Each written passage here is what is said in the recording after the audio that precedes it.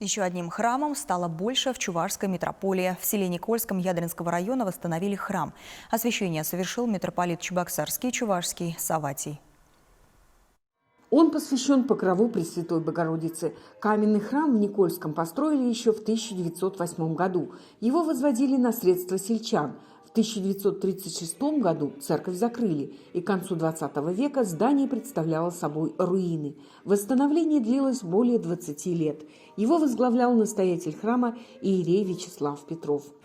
Каждый храм, который освящается на земле, это есть подножие престола небесного. И здесь совершается таинство, которое мы, люди, не можем изречь, не можем осознать и познать до конца.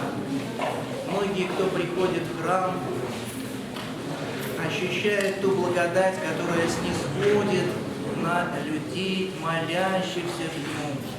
Чин освящения совершил глава Чувашской митрополии, митрополит Чебоксарский и Чувашский Саватий.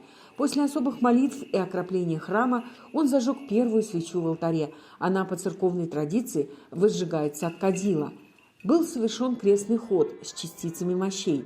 После освящения храма здесь отслужили первую литургию. Ее возглавил митрополит Саватий. Храм, может быть, в вселенском мировом масштабе, может быть, и не самый большой, и не самый красивый, пусть и древний относительно.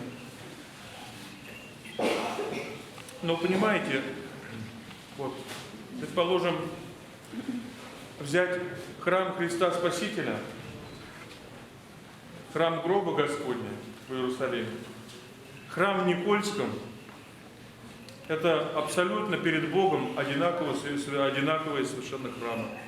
И все они абсолютно равны, равночестны перед Богом. Торжество завершилось благодарностью тем, кто помог осуществиться восстановлению. Благотворители и те, кто потрудился особо, получили церковные награды, архиерейские грамоты. Зинаида Паршагина, Вести, Чувашия.